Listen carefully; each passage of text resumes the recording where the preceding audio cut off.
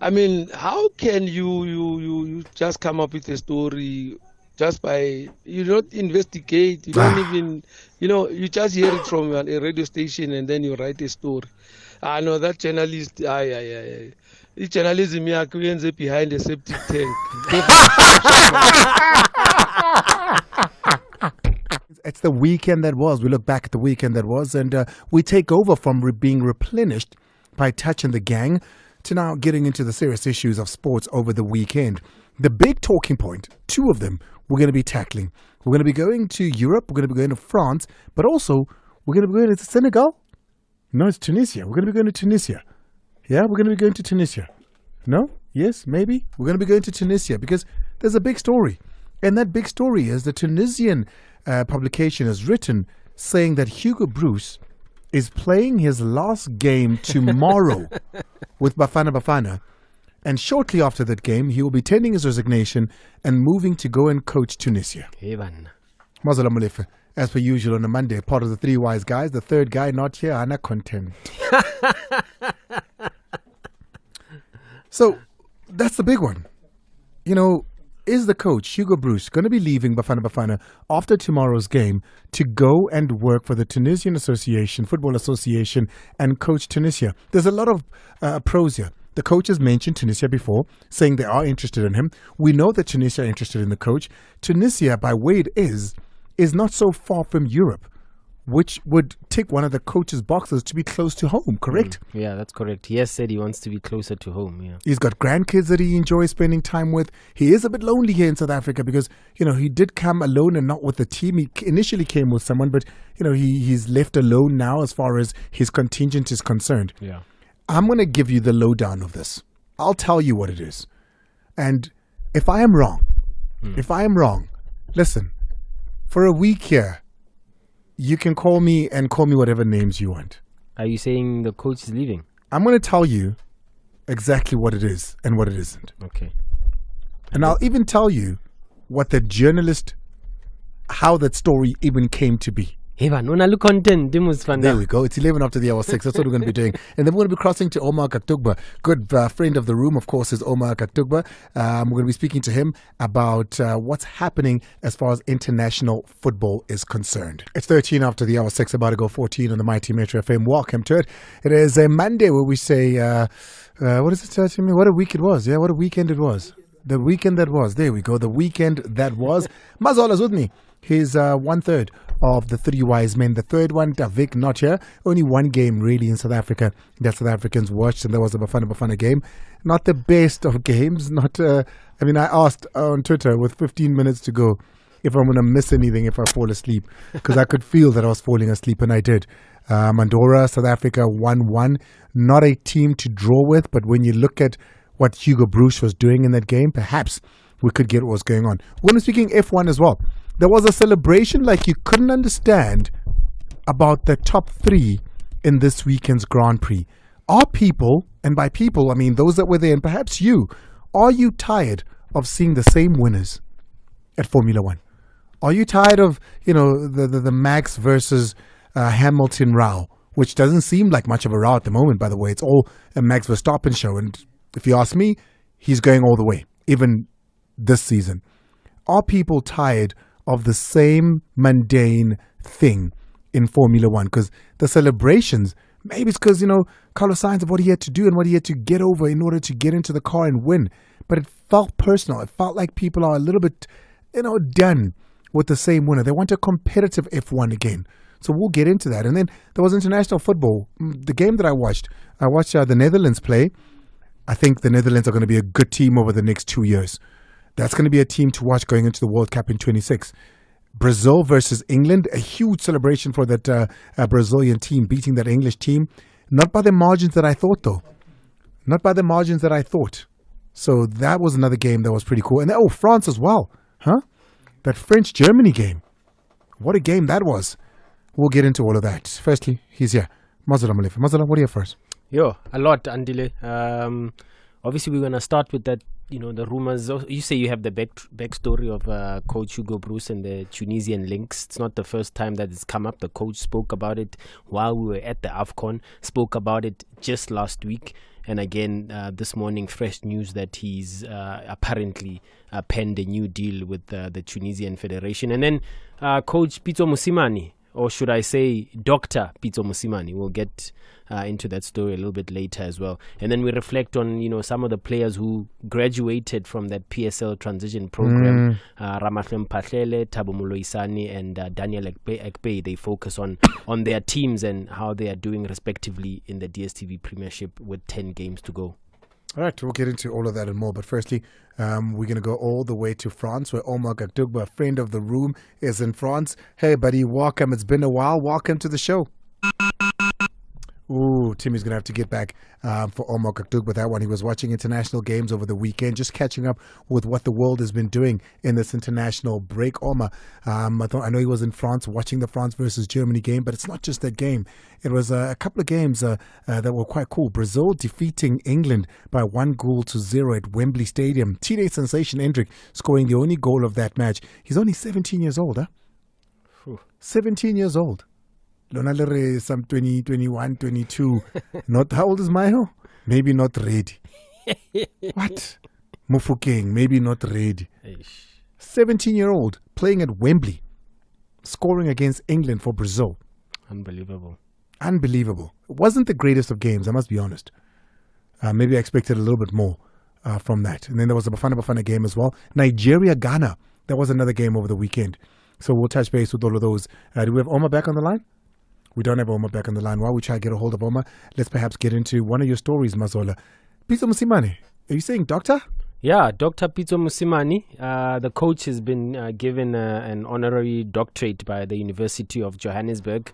My understanding is that obviously this had been in the works for a couple of weeks, and there will be even more formal sort of announcements and reactions. Since you've got Coach Pitso on speed dial, you might want to call him and get him on air to explain how this has come about. Obviously, it's one of those in a long line of, UJ are saying they're honoring the coach for his contribution. First, as a player, remember, a lot of people might forget that Coach Pitso actually played in Europe. He played in Greece for quite some time, having played for Mamelodi Sundowns and Jomo Cosmos as well. And then obviously went on to become a Bafana coach. And it's well documented now what he's achieved in the last decade plus. So we wait for that. We wait to hear from Coach Pitso reacting on this doctorate that he's received from the just around the corner from University of Johannesburg. But what I want to dive into, Andile, especially since you've got the scoop, is... Hold on, is he the first, Pitso? Dr. J is a doctor, right? Dr. J is a doctor? Jamason. Yeah. He's got an honorary. I think he's got an honorary doctorate as well. There's quite a few in football. Obviously, honoraries. The names escape me at the moment, but I think, you've got a Dr. Ivan Koza. No, I'm talking about former players. Oh, you're talking about former players. I can't think of another one. I can't think of a player. I can't think of another one. Dr. Jamason, we know. Yes. Dr. Kumalo. It's 19 after the hour 6 on the Mighty Metro FM. Omar Gakdugba, a friend of the room, UEFA accredited football journalist and founder of Omar Sport TV, now joining us on the line. Omar. Hi, Andile. How are you, sir? I'm fine, are you? I'm good. Is that you playing with little Messi there? Yeah, not little Messi. He's the older Messi, actually. Oh, is it the older Messi? You got a house full of Messis. Listen, Omar, what an exciting weekend of sport as far as international games is concerned. I want to go to Europe, yes, where you got to see some of those games. But firstly, let's perhaps start in Africa. Nigeria, after the Africa Cup of Nations, they've got a lot of rebuilding to do. They've got a lot of acquaintance to do with their new coach playing Ghana. Talk me through that. Interesting one.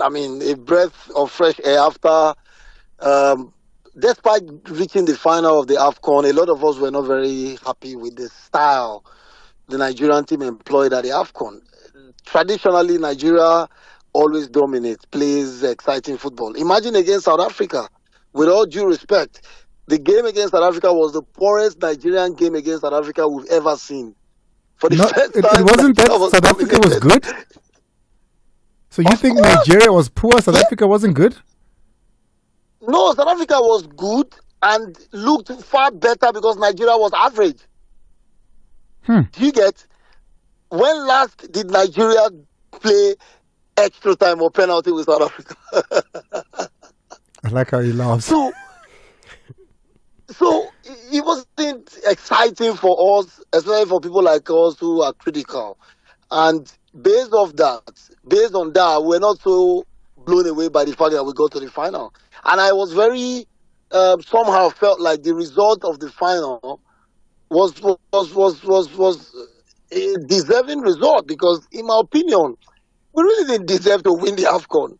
So that is what we wanted to go away from, because Victor Osimhen is the best striker in Africa. He was made to do a lot of defending and running helplessly without focusing on scoring goals. Victor scored just one goal at the AFCON, and that was not because he wasn't good enough, because we played a style that didn't help him to really give his best. So we have a new coach. He even said it in his interview after the game, that he played with two strikers, because he realized that at the AFCON, Victor was doing a lot of running unnecessarily. This time he needed two strikers up front so that they could complement each other. And we saw something exciting. 2-0 against Ghana. We've not beaten Ghana in about 10 years. I mean, it's a friendly game. Was yes, it 2-0 or nobody 2-1? wants to lose a friendly. 2-1, I beg your pardon. Yeah, Jordan Ayew scoring in the final minutes there, yes, I remember, yeah. Yes. So, good start for the local man. We don't know if they will make him a permanent coach. We'll wait and see what happens. What do you think, though? Do you think he's done enough to deserve a permanent spot as coach, or you think, early days was a friendly game, nothing to it? Of course, I mean, the latter is what I think. Too early to say friendly game, there's nothing special. In my opinion, it's too early to conclude. But of course, there are people who are of the opinion that the local coach is best for us, because they believe that we will not get a top-level foreign coach because of all the administrative issues. We owe coaches a lot. Pesero was owed for 8 months. Sometimes I wonder how these coaches get on working when they are owed for that long. He also says a lot about their pedigree. No top-level coach who knows his onions. This is something I learned in South Africa. Who knows his onions? Who knows his onions? Okay, no. Who knows his story? That's the South African way. Who knows his story will work without being paid. And that's the sort of coaches we have coming to coach in Nigeria. Average coaches in Europe, but see Nigeria as an opportunity to build their career, and they do it, and they move on to other things. So some people believe instead of getting the average European coach, give a local coach a chance. To be honest, I don't even know where to stand. I don't know, because I've always been an advocate of foreign coaches, but over and over again, we've seen that most of them are average, and it's difficult to keep supporting what doesn't really bring results. Keshi won the AFCON in 2013. Okay, Vesta won it in 2004. 2004. I can't remember okay, 2004, yes. Before South Africa won it in 2006, if I'm not mistaken. So, people believe a local coach can do it. Some believe a foreign coach. I believe anyone would do. So, I can't say Philippe George is not good enough. You're very kind to give South Africa 2006, but you'd have to go back to 1996 instead to get that honor. Yes, 1996. Thank you. I wanted to actually say 94. 94, 96. Yeah, 94, 96. Thank you. Let's move on from Africa, perhaps, and leave your native land of Nigeria behind, and we'll catch up with them and see what they do with Finidi George. Does he remain as a permanent coach, or do they move on and find a European coach who's willing, in your words, not to be paid? Let's move on to Europe here. I watched the games over the weekend. I mean, I saw Brazil, I saw England, I saw Germany, France. I'm most impressed, perhaps, by Netherlands at the moment. Which games did you catch up with? Yes.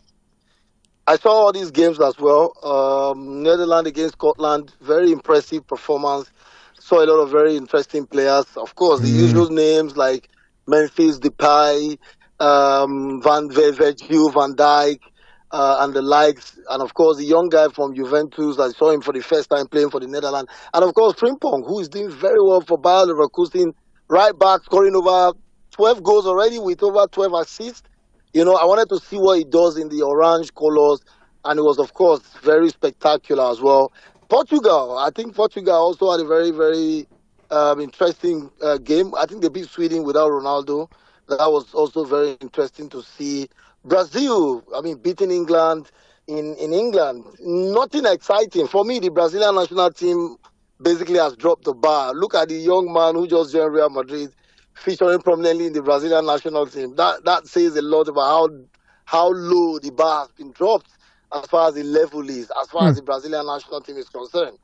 So this is not the great Brazil, you think? This is a watered down Brazil where Vinny Jr. is the big star. Exactly, and it has been a progressive retrogression from 2014 actually, when Germany spanked them 8-2 in Maracana. Yeah, 2014, Brazil 2014. Yeah. 2014, and since then they've been on a downward spiral. And I'm sorry, they're not even making things better. Anybody who scores a goal in Europe, they invite him to the national team, and there's really no competition anymore in the national team. But let's not forget about Germany, bro. The German national team seems to be on its way back. That win against France at home says, it means a lot for a country going through a whole lot as far as football, the national team is concerned. All of the crises currently, with even them with them dropping Adidas, a German manufacturer for Nike, causing all the political problems in the country. There's been crisis in German football generally, and the national team has been a huge epitome of the crisis in the football in the country. But that win against France helps a lot to build confidence, leading to the European Cup that they will be hosting in their country. That was a very massive win, and I think it will help them going forward. Omar, we see rankings, and rankings are done over a period of time. Right now, if you were to say, top 3 countries in the World Cup is still a bit far away. People can still, strengthen their teams, and you can still people pick up their socks. But I've got the Netherlands down in my top 3. I'm looking at this English team, and it's looking really, really good. And I've still got France pitted. I'm not sure where Spain fit. In if you were to just put a dipstick in European football right now, who's the kings at the moment? I still think France. With a player like Kylian Mbappe, a host of top-level players like the Real Madrid crew of Tchouameni and Camavinga, Thuram, the son of Thuram, who plays for Inter Milan, Ousmane Dembele, it's a very solid squad, the French squad. They reached the final of the last World Cup. I don't think they've departed so much from that. And forget the defeat to to Germany. It's a friendly. But of course, you can't look beyond England. But the Euros are in June, and that's why I'm asking all of this. We've got the Euros in June, where we're going to be seeing the best of Europe. And I watched the Germany-France game, and I wonder if France are going to be able to, to carry that through. When you look at the countries they've got to play in the Euros as well, I don't know. Yes. I think that we'll see a really, really different France when the tournament kicks off properly. With a player like Kylian, there's always competition in that team. I think that France is in my top 3. France, the Netherlands, of course. The third one would be England. These 3. In Spain doesn't look it. I see all the players in the team that played against Colombia where they were beating 1-0. Sorry, these guys are not that level. Netherlands, Austria, France, if memory serves me correct. This Netherlands team, I'm not hearing you mention them. Oh. No, I just did. I just said Netherlands, France, and England. My three best teams right now. Spain is not one of them. Well, I'll tell you what. We're going to be touching base with you when we build up to the Euros. Then you can also give a honorable mention to Portugal. They look very good. They did look good without Ronaldo up front there. They did look good. Of course. Don't let Ronaldo fans hear that, man. Omar, I appreciate you. Thank you so much for pulling through. Omar Kaktugba, all the way from France. He was at the stadium. He watched that match and had an interview and chats with the coach and the players afterwards for that France game. Still thinks that France is the best team in Europe at the moment. I don't know. They've got to play Netherlands in that Group D when the Euros do pour in. It's 30 after the hour 6. We'll take a short break. When we come back, Formula One. Are we happy that there was a different winner? A big shout out to Max Mamponyane, listening on the show. And he says, hey, listen, the Chile versus Spain was also good. I must be honest, Mark.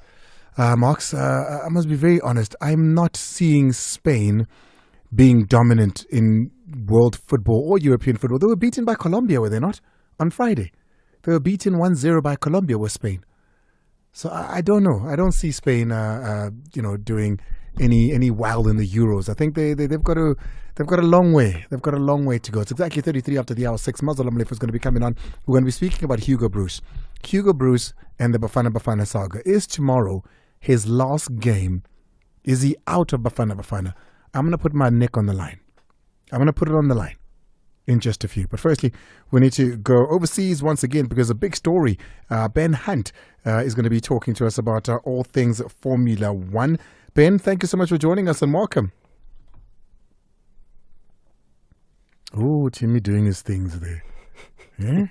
Timmy doing his things. Well, Mazala, give us an opportunity to get yet another one of your stories out. Should we go to Hugo Broos or not yet? No, not yet. We'll do Hugo Broos. Yeah, we'll do Hugo Broos. No, let's reflect on, as I said, last week we had a chat with a few of the PSL players who graduated from Gibbs through that PSL transition program. And here's Ramafem Pahlele asked specifically about Amazulu, how they've been doing under coach Pablo Martin. And he says the coach needs a little bit more time. We've got a way now of playing. We've got a structure. It takes time. Football takes time. It's not just a toss of coin and then things are good, And I just hope they give him a little bit of time to work on the team and support him. Well, time. I don't know if he has it because... what is it, 10 games? Yeah, 10 games to go. The president is quite an ambitious club owner, obviously, especially the year that he took over. Sandile Zungu, Benny McCarthy finished runners-up to Mamelodi Sundowns, got them into the Champions League. But Amazulu are through to the quarterfinals of the Nedbank Cup, and there's still a chance, obviously, with 10 games to go to make it into the top 8. So let's watch that closely. But Coach Pablo, only in his first season in what I believe, a 3-year contract. We'll watch that closely. Should I go into the next one? Or nope. we try? We'll get into that. We'll get into that. Right now, I need to cross over to Ben Hunt, Formula One correspondent for The Sun, and of course, an international man when it comes to all things sports and news, a columnist with over 20 years of experience in reporting, qualified sports writer too. Ben, thank you so much for joining us and welcome to the show. Thank you very much. Listen, before we even go to because I want to go straight to what I experienced and couldn't quite understand, and I explained it to myself as people are tired of the same winners in Formula One. Seeing the winner being crowned and seeing the podium looking the way it did, it seemed like there was a celebration, and not of Max and Hamilton not finishing necessarily, but of seeing somebody different on the podium. Yeah, I think that's what it was. I mean, the moment that Max Verstappen retired from the Australian Grand Prix, there was a really big cheer, and it's unusual for Formula One fans to be like that. I think we see fans like that in football, where you're behind a particular team, then you do cheer when your opposition concedes a goal as a player sent off. But this was unusual. I think it was more of relief more than anything else. Nothing against Max and what he's achieving, but the fact that he was out so early on meant that we were going to have a different winner, which was kind of a breath of fresh air for everyone. But we're going to speak about Mercedes, though. Gee whiz, they've got to be going through the worst period of their time.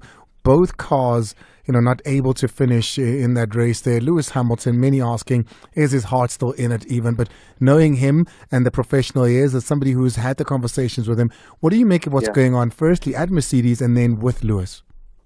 Yeah, firstly with Mercedes, there's a problem there in the sense that they've had a brain drain. So a lot of the top staff have been recruited elsewhere, Red Bull and Aston Martin, and so there's a little bit of a gap between, you were talking about managers earlier on, in football, and it's the same with Formula One. If you lose experienced people from your team, then the difficulty is that you're not going to be as strong all round. It doesn't matter what drivers you have in the car. If you haven't got a strong design team working for you, then that car's going to be no good. And unfortunately, that's the situation that Mercedes now find themselves in. They've had 3 years now of cars that aren't good enough, consecutive races to deliver, threaten to win. At the moment, Lewis is saying that this is the worst start that he's had to a season. He's currently ninth in the Drivers' Championship, and of course, the bigger thing is not only is it not performing, but we've also got reliability issues, and that's a big concern.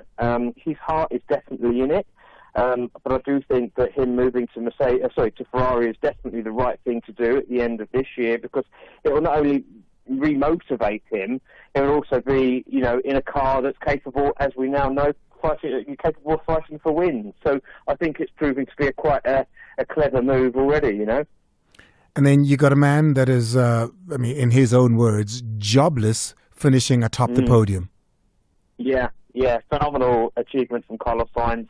16 days ago he was having his appendix removed in hospital in Saudi Arabia. He couldn't compete in the race, and yet he was able to deliver in the tough race in Melbourne and take full advantage of Max Verstappen's retirement. So I think, Carlos Sainz will be in a team in 2025. I'm just not sure what team it will be. There's talk about it being Audi are coming into Formula One. Maybe it'll be with Audi, maybe it'll be Haas. Who knows? But he is definitely too good to be sitting on the sidelines. I must be very honest with you before I go into this one, Ben, to say, I caught it. I was in between a lot of football matches as well as a little bit of tennis and rugby at the time. But seeing Perez finish fifth, knowing very well what that car does for Max, had me asking, is it the car that's really good, or is Max that good? It's a combination of both, I think. That car is very, very good, but also Max is also got the ability to get the most out of that car. I think it is a combination of both. For whatever reason, Perez isn't able to deliver on the same consistent basis on Saturdays in qualifying and Sundays of the race. I don't know what it is. I can't put my finger on it. And I wish Red Bull were able to find out, because if you're having both of those drivers fighting for wins, then at least it would give us something to cheer about, and be excited about. But at the moment, if Max doesn't have faults like he had at the weekend, then it's all very easy for him. So we really do need to see Perez, coming to the fore and taking the fight to Max. But I'm just not confident that he has the talent to do so. I would say don't read anything into what happened this weekend. It was an anomaly, a once-off. It's still Max's season. Absolutely, I totally agree with you. I think that you can see his frustration, at not finishing that race. And this is someone that's won so many times over the last 2 years. It's good to see that he's bothered about not winning, but it also shows you that he's after this clean season. He wants to win them all. Make no mistake, he wants to win absolutely everything. So he's got that hunger, the desire. And I think that, normally he has the car that's able to do it. I think this was just a one-off freak result. And, of course, it's given everyone a bit of a lift. We're all hoping now that Ferrari are able to fight more regularly. But I think the reality is that if Red Bull and Max are on their game, then they can't be touched. Listen, follow him on Twitter. He's really as good as he sounds. It's Ben Hunt. Ben, always a pleasure. And thank you so much for joining us. Thank you very much indeed. Thank you. Thanks so much, all the way out in the UK, speaking all things Formula One. When we come back, Hugo Broos, is he leaving Bafana? It's 18:44 on the Mighty Metro FM. I know a lot of you have been wanting to hear about the Hugo Broos matter. So, Mazwal, how do we know that the Tunisian FA has signed Hugo Broos and is leaving tomorrow? We know this from a journalist that wrote the story, right? The journalist that wrote the story is Fares. That's his name, right? He wrote it for a publication in Tunisia. And then obviously it caught wind and fire from there. It's been trending since. It's been trending since. Yeah. So then we reached out to Fares and we said, hey man, let's have a conversation about this. This is the first thing that he had to say to us, and we say, hey, you wrote the story. Tell us a little bit more about the story and your knowledge of it. Have a listen to what the journalist who wrote the story that you are seeing trend, the man that started this fire that then caught the wind of the SABC, and once we tweeted it and spoke about it, obviously it engulfed the world. Have a listen. Before we begin, I would like to thank you for this interview on your show. I'm pleased to accept it. Regarding to the information that Hugo Broos is expected to join the national Tunisian team, I want to clarify something. This information did not originate from our media outlet, no so, but from Mosaic FM, which is the leading radio station in Tunisia and one of the most... Okay, just pause it there. Pause it there. So the story that the whole country is going on about right now, written by Fares, comes from him having listened to a radio, basically listening to Andile. Yeah, he's listening to Andile and Mazol on the other side. Bako Tunisia.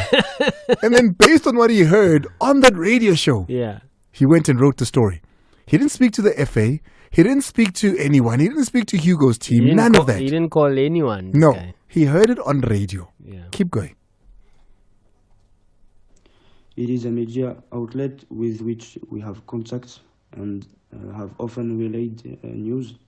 I want to clarify this before proceeding. Now, concerning the potential arrival of Hugo Broos in Tunisia, there seems to be understanding between the Federal Bureau of the Tunisian Federation and Hugo Broos, and he is reportedly close to committing to the Tunisian football team.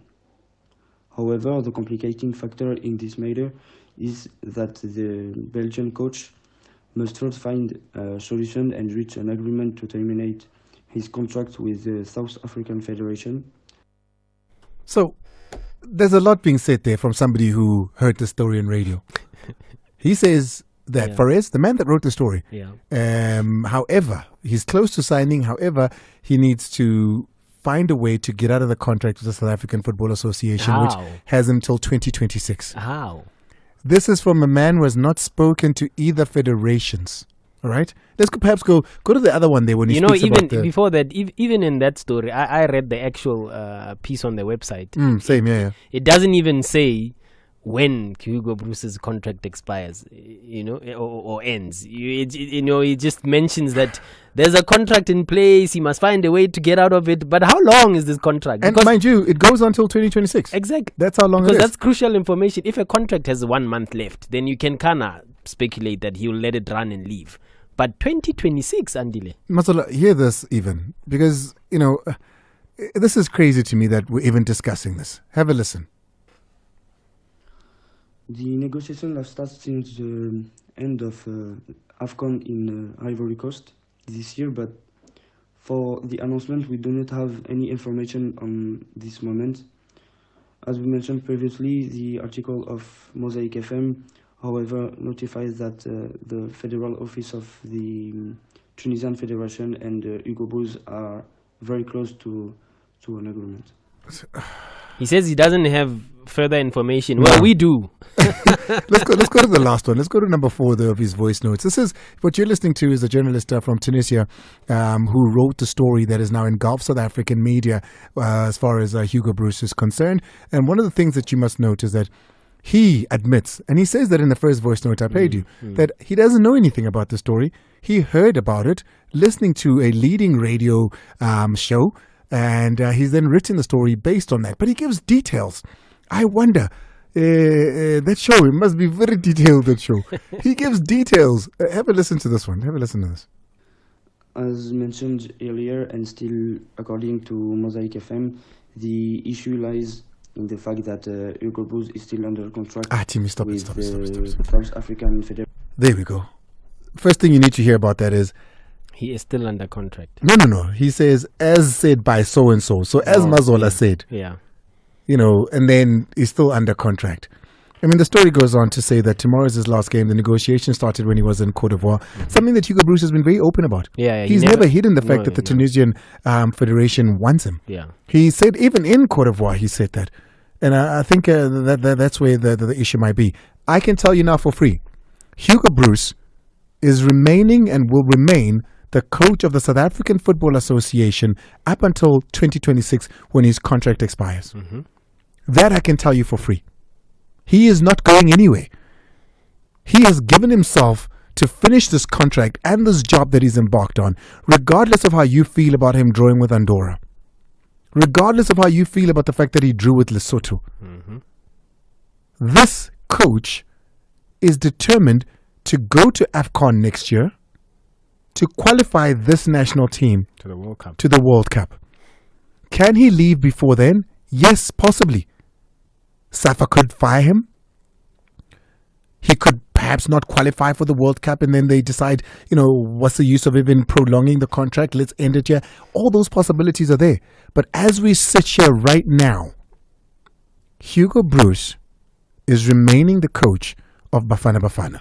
Regardless of the fact that you don't like him because he didn't choose Mayo early, or because at some point when he came to South Africa, he didn't want to choose Andile Jali and Themba Zwane, which seems to be a grudge that many are holding over one of the better coaches we've had in a long time. Dare I say, possibly the best international coach we've definitely had. Bronze medal since in 24 years. Yep, best international coach we've ever had. Bronze medal. And to add to that, Andile, we also have a statement from the Safa head of communications, Nina Wantloko, who's actually in Algeria at the moment at that FIFA series with the coach, and having been obviously as part of Safa Media, having done interviews and sent to the media in South Africa. And he says, and I'll quote verbatim the statement that he sent to me this afternoon. The coach answered this very same question during a press conference via Zoom with the South African media a couple of days ago, and nothing has changed. We are on our way to training for the match, to the match venue as we speak. Even the team manager took to social media to say clearly the Tunisians are so desperate to acquire Coach Hugo Broos' services that they are making up stories. That's the team manager. And for those that don't appreciate this coach, there are people that can't wait to have him. So think about it. Why is your coach so sought after? Why is it that I remember a couple of Nigerians saying, hey, when does this man's contract end? When we were still in Cote d'Ivoire. Yeah. That's the man that they want, because they've seen what he's done with South African football. When last was South Africa spoken, Bafana spoken about on the continent the way that we are right now? Mm-hmm. When last did we threaten anyone when we show up? Come on. Let's take a break. Coming back, taking your calls and your voice notes. It's all up to you. We stinged Mazola some time there, but hey, he got to learn about F1. Born 086 0002160. WhatsApp on 060 552 7303. Drop us a voice note on 060 552 7303. Waking up, I'm too turned up. Let's play some of your voice notes and hear what you've had to say. Many topics to discuss from the weekend that was. Yeah, you see such cases of journalists from Tunisia. It's an indication to say journalists in South Africa are very, very, very, journalists are very, very, very good. I mean, how can you just come up with a story just by, you don't investigate, you don't even, you just hear it from a radio station and then you write a story. I know that journalist, the journalism is behind a septic tank.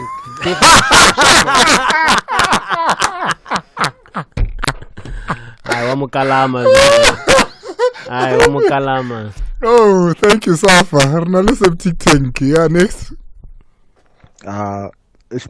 Eita. If Hugo Broos has I won't complain, but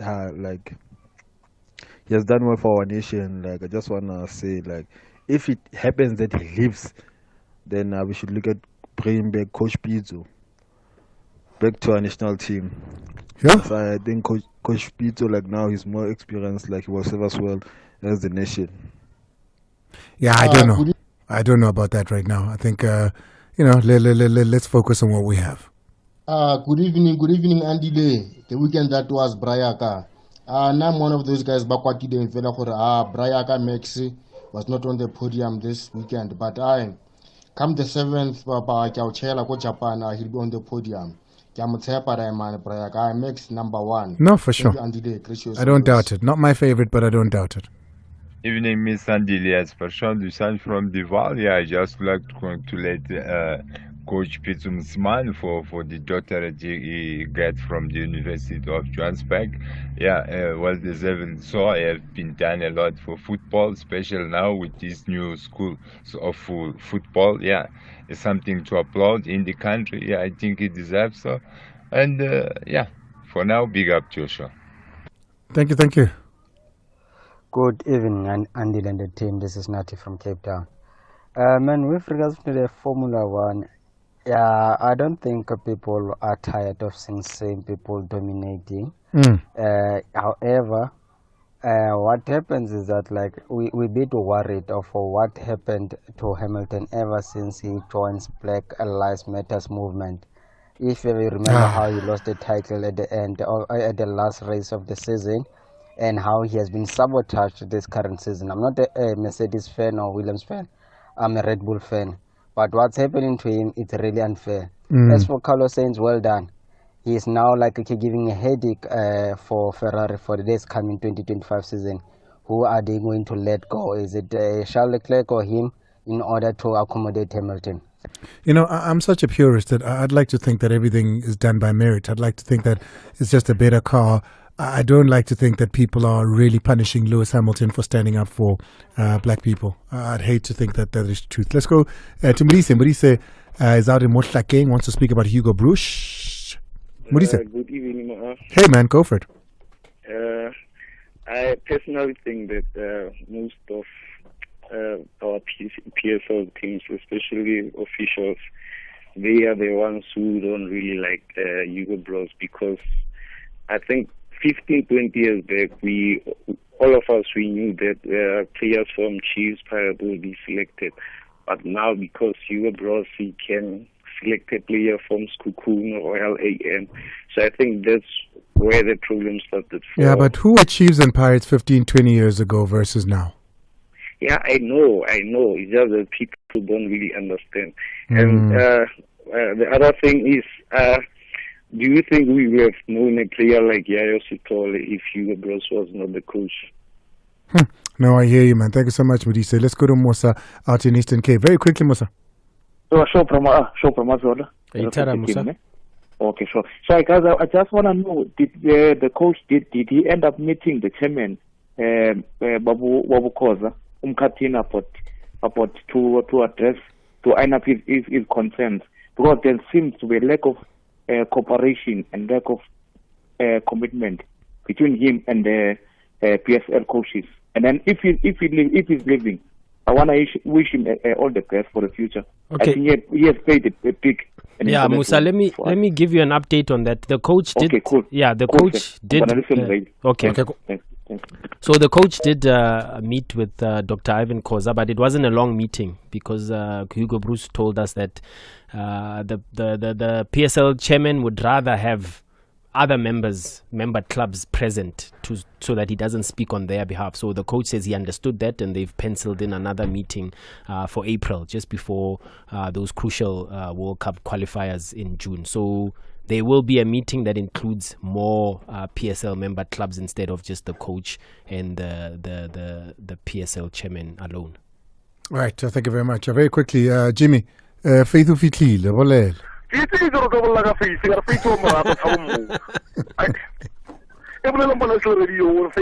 I love you so much.